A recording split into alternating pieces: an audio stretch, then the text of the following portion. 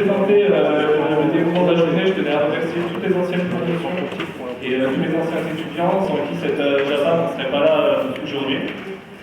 Voilà. Donc avant de vous présenter le déroulement de la journée, je vais laisser la parole à M. Roger, qui est le président de l'université de Montpellier. Merci, mesdames, messieurs, chers collègues, chers étudiants. Là, on va dire quelques mots d'ouverture. C'est le premier passage sur les verstages de la journée, qui sont trois, puisque aujourd'hui, il y a beaucoup de manifestations dans cette composante. C'est avec plaisir que je suis là. Dans le sens d'abord où cette manifestation, cette 13e journée des activités physiques adaptées, eh bien, rentre dans une logique qui a été développée par l'Académie des sports, le FRSTAB, depuis plusieurs années. C'est la question de la valorisation des différentes filières de formation, la valorisation de ces différents diplômes, notamment mettre en avant le fait du débouché professionnel de ces différents diplômes, puisque l'université, c'est certes un lieu de formation, d'acquisition de compétences, des connaissances, c'est également un lieu de recherche, mais c'est également, je dirais, une passerelle pour l'insertion professionnelle de nos étudiants.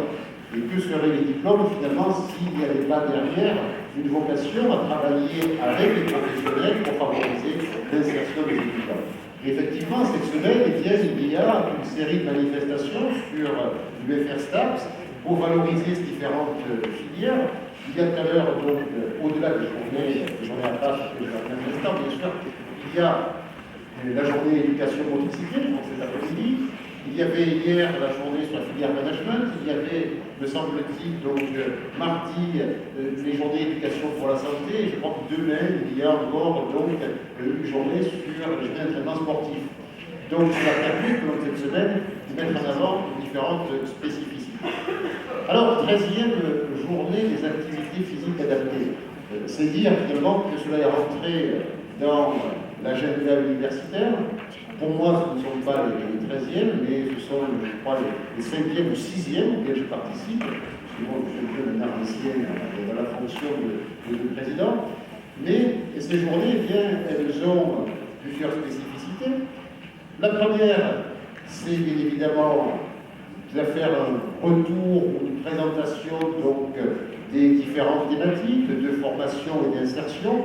Et ça, c'est très important puisque l'activité physique adaptée, c'est par nature un domaine qui a vocation à se développer. Un domaine qui a vocation à se développer, ne serait-ce que par allongement de la durée de vie. Donc, qui dit allongement de la durée de vie, dit corps vieillissant aussi. Corps vieillissant, il dit qu'il faut également donc, adapter certains comportements. Mais c'est également, donc, dans d'autres thématiques, l'accompagnement de publics sensibles, c'est par exemple les personnes en situation de handicap qui peuvent donc également avoir des problématiques ou des thématiques donc intéressantes de développement professionnel pour nos étudiants.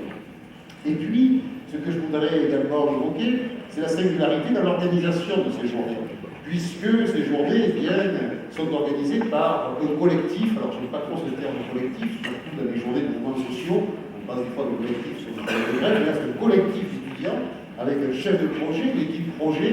Et donc, je pense que c'est très bien que les étudiants prennent en main ce genre donc, de manifestations, parce que bien, cela les responsabilise, cela les met finalement en relation avec des employeurs futurs, cela également donc, les met en position, je dirais, de projets professionnels. Alors, on parle beaucoup de projets personnels et professionnels et autres, mais c'est bien une manifestation de l'implication étudiante. Or, dans une université, eh bien, on sait très bien qu'au-delà des organisations syndicales étudiantes qui sont présentes pour animer les amphithéâtres, la vie d'université, eh bien, il y a également les associations étudiantes, les BDE, les corpos, mais les associations de filières, les associations d'étudiants également de master ou de licence professionnelle qui font vivre donc au quotidien ces manifestations. Et donc, merci pour votre implication. J'aurai l'occasion de revenir dire cela ce soir donc, lors de la remise des diplômes, des clôtures de ces journées, mais je voulais dès à présent donc, évoquer cela. Par ailleurs, la filière des activités physiques adaptées, je tiens à dire également, repose sur certains collègues particulièrement investis qui sont là aujourd'hui, que je tiens à saluer, notamment notre collègue François Rioux, qui porte donc le Master 1, et puis les deux parcours donc, de Master 2 avec M. Barlet, M. Bernard, qui sont également ici. Et donc merci pour votre implication, parce qu'on sait très bien que derrière une maquette de formation, il y a à monter donc, des enseignements, il y a à faire des plannings, aussi des services administratifs bien évidemment, mais il y a toute une ingénierie pédagogique à bâtir, et donc merci pour votre implication. Merci également aux parrains successifs de ces promotions. Alors, il y a donc le parrain sortant et la marraine entrante, puisque c'est un passage également de relais à la personne de M. de Potter et de Mme Coursier. Merci également aux partenaires qui sont présents, et notamment la présence donc, du DTN, l'adjoint de la Fédération Handisport. Merci donc pour votre présence, et d'autres partenaires également qui interviendront. Voilà, je ne serai pas plus long.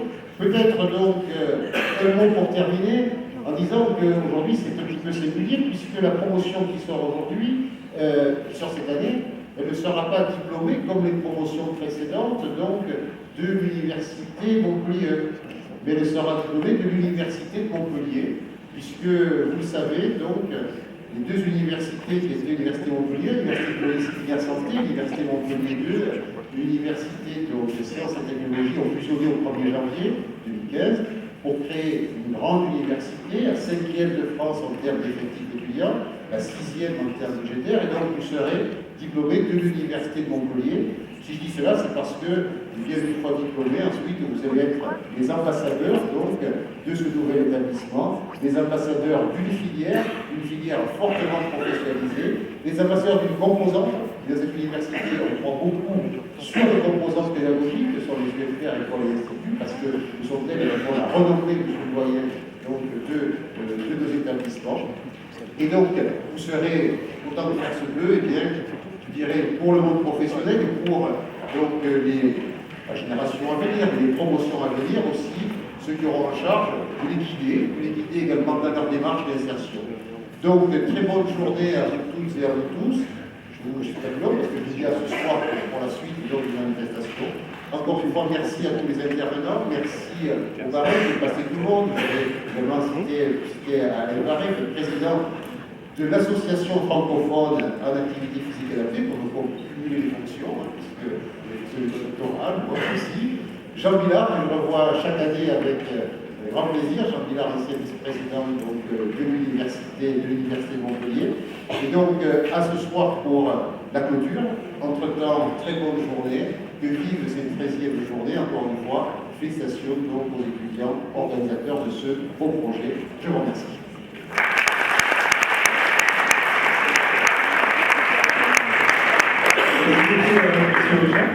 Maintenant, je vais laisser la parole à M. Delinière, qui est le doyen de l'UFF-TAPS. Merci. Bonjour à tous et bienvenue dans cette 13e journée à part. Quelques mots déjà pour remercier les étudiants pour leur boulot. Vous savez que je suis très attaché à la vie étudiante et au projet que les étudiants mettent en place. Et je trouve que ce qui se passe dans cette UFR, que ce soit au niveau du BDE, au niveau de ces journées, c'est absolument remarquable. Il y a une évolution qui est très très nette ces dernières années et je tiens à vous dire que vos prédécesseurs ont servi d'exemple aux autres promos et à toutes les organisations, toutes les associations étudiantes. Et bon, il n'y a déjà pas ce qui s'est fait ici au niveau de l'association également. C'est vraiment quelque chose qui a servi d'exemple et qui a structuré à long terme la vie étudiante ici. Au-delà de la journée, ça a aussi été important à ce niveau. Et puisque j'en suis au remerciement, je remercie aussi les collègues du département à part. Parce que vous savez que j'ai aussi quelque chose qui est très important pour moi, c'est la structuration en département de cette UFR. Et il faut qu'on avance encore un petit peu et vous servez d'exemple aussi aux autres départements. C'est la locomotive institutionnelle de l'UFR. Donc, continuez, et je crois que vos collègues ont besoin aussi de cet exemple, de cette pérennité, de ce sérieux. Un petit mot aussi parce que J'avais jamais pensé à vous le dire, mais c'est aussi nouveau. Vous savez que je m'occupe aussi de la conférence des directeurs STAPS. Et je tenais à vous dire à tous les étudiants, à tous les acteurs, que les APA, c'est pas que Montpellier, il y a quand même un certain nombre d'autres UFR et départements STAPS qui organisent ces formations. Et les APA nous préoccupent pas mal en ce moment au niveau national. On passe beaucoup de temps à éteindre les incendies, à gérer les problèmes, mais aussi à préparer l'avenir. On a eu des rapports un petit peu houleux il y a un an avec Jeunesse et Sport. Actuellement, on a aussi des rapports un petit peu compliqués avec la santé. Enfin bref, c'est des négociations avec beaucoup de partenaires, il y a beaucoup de groupes de travail. Et il y a beaucoup de gens qui travaillent pour votre avenir, pour l'avenir des métiers auxquels on vous prépare. Et là, je voudrais vous citer quelques personnes, notamment Laurent Bosquet, qui est le doyen de Poitiers, Xavier de Villard, le doyen de Saint-Étienne, François Cotin, il y a des gens qui sont pas ou plus doyens, Pascal Duché, Clermont Ferrand, Alain Varenne, qui s'investit beaucoup aussi dans le dossier, Paul Delamarche. Donc, si à un moment donné vous voulez rédiger une stèle, je pense que vous pourrez le faire parce qu'ils font en ce moment un travail dont vous n'avez peut-être pas conscience, mais qui, je pense, structure et prépare votre avenir de manière tout à fait consistante et sérieuse. Et je pense d'ailleurs qu'on se souviendra que je pense que la filière APA a été celle qui a été la mieux structurée parmi les 5 filières historiques des STAPS. Et là encore, je pense qu'au niveau national, elles montrera l'exemple pour les autres filières pour étayer leur structuration et l'insertion professionnelle des étudiants. Voilà, je vous souhaite une bonne journée et puis aussi à ce soir. On essaiera d'être tout beau. Voilà, on le sera. Enfin, moi. Voilà, bonne journée et à ce soir.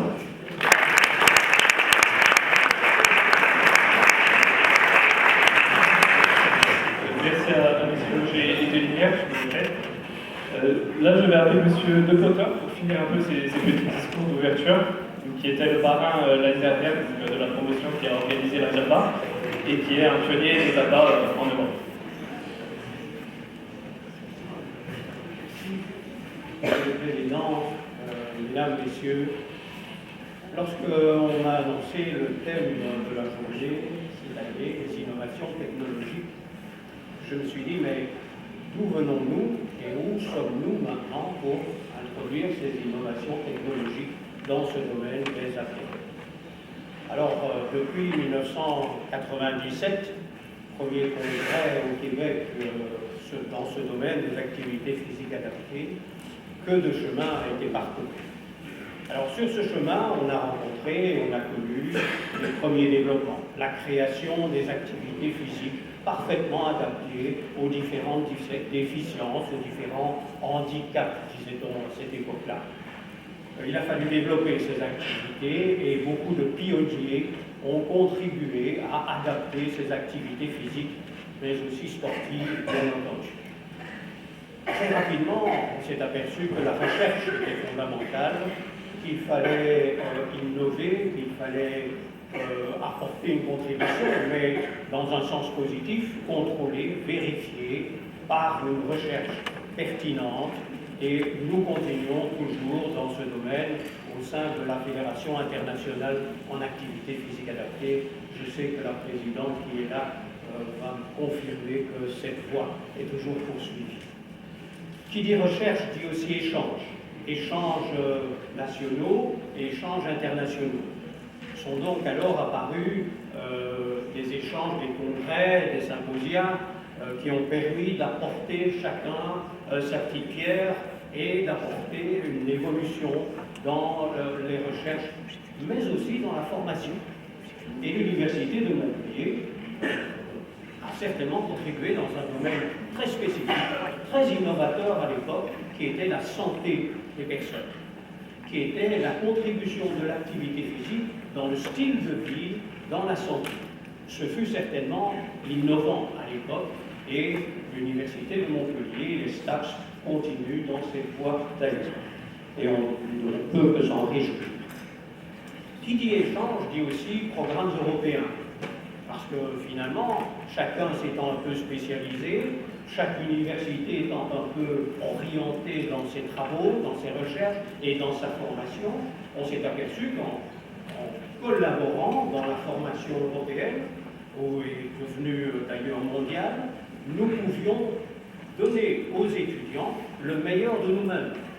Il est certain que le développement des activités sportives adaptées à la déficience visuelle n'a aucun rapport avec l'activité physique pour le cancer, par exemple, comme vous l'avez accordé l'année passée. Une collaboration à ce moment-là a été procurée au sein des programmes européens et grand merci aux programmes Erasmus qui ont permis ces échanges et ces formations. Beaucoup de progrès ont donc été réalisés dans ce chemin de l'activité physique adaptée. Mais si beaucoup de progrès ont été accomplis, il ne faut jamais tenir le progrès pour acquis. Un grand nombre de recherches s'est donc orienté vers les innovations technologiques. C'est une nouvelle ouverture, pardon, c'est une nouvelle voie. Alors, quelles peuvent être la contribution, les apports, les limites des nouvelles technologies? S'agit-il de combler ou de réduire une déficience? Et on pense aux implants, évidemment. L'implant sur la rétine pour guérir la perception visuelle. L'implant cardiaque, qui Montpellier, une fois encore, est à la pointe dans la fabrication du robot cardiaque. Magnifique, sensationnel. Est-ce cela que l'on veut dans l'innovation technologique? S'agit-il aussi d'innovation dans le handisport? Les prothèses, peut-être, peuvent-elles apporter dans cette voie d'innovation technologique une amélioration? Tout le monde pense à notre ami Oscar Pistorius et ses prothèses exceptionnelles. Ils ont un peu abandonné pour se recycler non plus en athlétisme, mais en tir au pistolet sur cible cachée. Passons. L'enseignement des activités physiques adaptées. Cet enseignement des activités peut-il être influencé par la nouvelle technologie, la robotique et peut-être plus récemment les vêtements parfaitement équipés de capteurs qui pourraient peut-être améliorer le mouvement, le geste et pourquoi pas le geste sportif en tennis, notamment en golf, etc. Donc beaucoup d'améliorations technologiques et beaucoup d'innovations sont actuellement en cours et devraient être analysées. C'est, je pense, ce que l'on va pouvoir faire aujourd'hui. Cela constitue un marché mondial qui est évalué à 200 milliards d'euros et il est en croissance de 6% chaque année. Le marché des vêtements équipés de capteurs est en hausse de 40%, était en hausse de 40% au cours du troisième trimestre 2014. Vous voyez donc qu'il s'agit non seulement d'innovation technologique, mais aussi de grands marchés mondiaux. Ces innovations seront-elles au service de l'activité physique adaptée et surtout de la santé de chacun? Tous ces thèmes, je crois, pourront être abordés ce matin, moins nous l'espérons, et puis peut-être discutés en fin de matinée. Je vous remercie de votre attention.